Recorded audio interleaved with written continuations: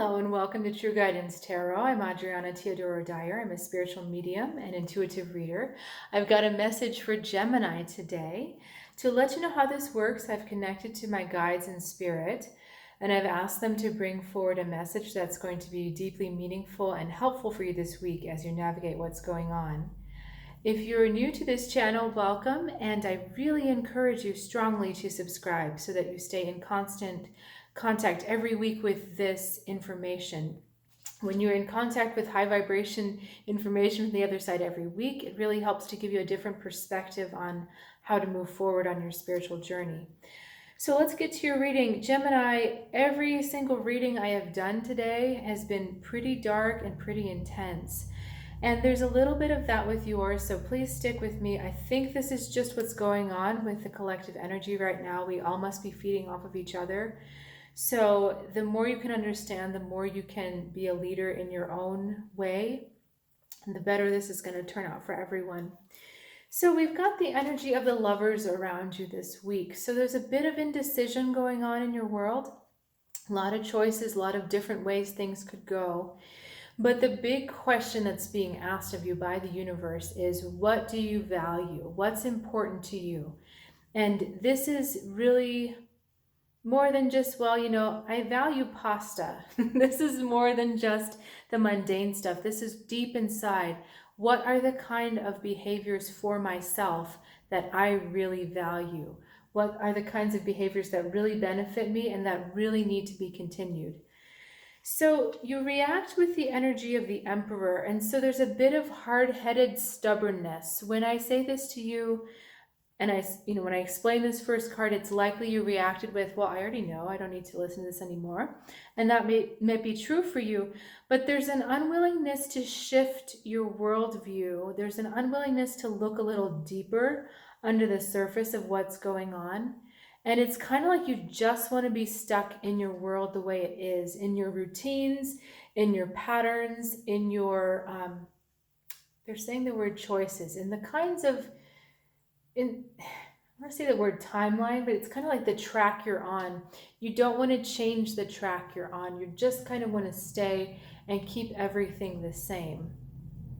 Okay, they're saying to move on to the other cards. So this, it made me laugh, but not like in a joking way. We've got the Star on the side, 8 of Pentacles in the middle, Ace of Swords here, and the Devil on this side. I feel like we've got the Devil and the Angel, in the cheesy things that happens in movies when you have like a devil sitting on the shoulder, an angel, and you're like, which one do I listen to? That's literally what this looks like to me. So do I listen to my soul? Do I listen to my intuition and my higher self? Do I want to reconnect with that? Or do I continue to do my self-sabotaging, destructive behaviors? And there's a decision in the middle, but there's also, the decision is represented by this Ace of Swords, but there's also the 8 of Pentacles. And the 8 of Pentacles is talking about habits, things that you do over and over. For some of you, this is a karmic habit, so it's something that you may be trying to break from a past lifetime. And so I can't tell you which way to choose. The point of this reading is not to tell you which way to choose. And you know why I know that? Back up a second. No reader or healer should ever tell you which way to choose. That's up to you. But what I'm trying to say is that this is really open-ended. These figures here, the sword and the pentacles, they're facing us.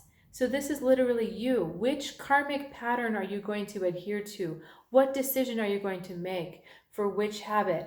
And then it's the Devil and the Star that are facing each other. So it's your your conscience and your devil side that are literally like having a face-off. And they're saying, okay, what's the way forward, guys? What is the path we're going to wear through our minds for the rest of the way forward? And let me explain what I mean by that. When anything has to become a habit, it's like we have to make this pathway in our mind for it, and we have to keep going over and over and over and over until the grooves get really deep.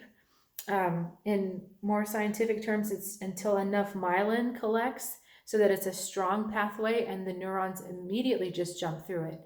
So this is saying you are in charge of your habits right now. You've always been in charge of your habits, but you've got to decide which way you're going. It's funny, the lovers are kind of like, which way, masculine or feminine, right or left, wrong or right.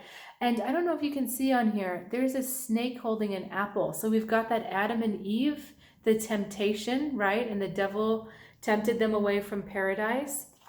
You've got that here. Here's your paradise. Here's literally your devil. So it's kind of like, which one do you want to choose? If you choose this one, the devil, the negative things, that's all right. It just means that your path is going to be much longer. It may not be possible for you to overcome these lessons in this lifetime if you keep choosing that negative habit. And so it's a very long path. If you choose to reconnect with your soul, with your star, it's a very short path. So it's up to you which path you take. Let me see if they can give me anything more specific, because I just feel like they're talking to me in big concepts right now. And this is a behavior that never gets you anywhere. This is a behavior that either sets you back or gets you worse off than you were before. So to use a slightly personal example of someone very close to me, recently overindulged in some substance, which, he knew was not great for him. Usually has this under control, but he was pretty sick the next day because his soul is kind of like, we don't need to keep doing this anymore. This is the long path. Now, he could choose to ignore that warning, and he could choose to keep doing that substance in excess. And that means that it's going to take some tolls on his body. He may have some health problems. He's going to have impaired judgments. He didn't feel great the next day, so his performance wasn't great. There's always a cost. There may be relationships that you might miss, or opportunities that you're not up for, or that even they bypass you because you're not up at that level.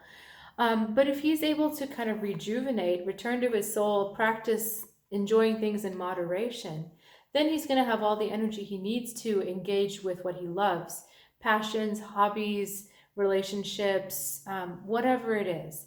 So there's no wrong choice. There's only consequences. So if you take some time to really look at those habits that you're unwilling to give up, and I know you're unwilling to give them up because of this emperor, but the thing is that they're not great for you. You know that every time you do them, they don't work out good.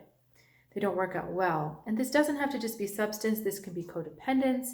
This can be waffling, indecision, whatever we like to indulge in to keep us from what we know we ought to be doing. That's your question this week. So the decision is yours. I know that either decision really is fine. It just depends on the journey that you want. What's your Eight of Pentacles? How do you want to get there? So if you've got questions about that, please reach out. Thanks again for sticking with me. I know this was a tough one. And if you're feeling like it's time for a one-on-one reading, I invite you to check out my website, trueguidancetarot.com.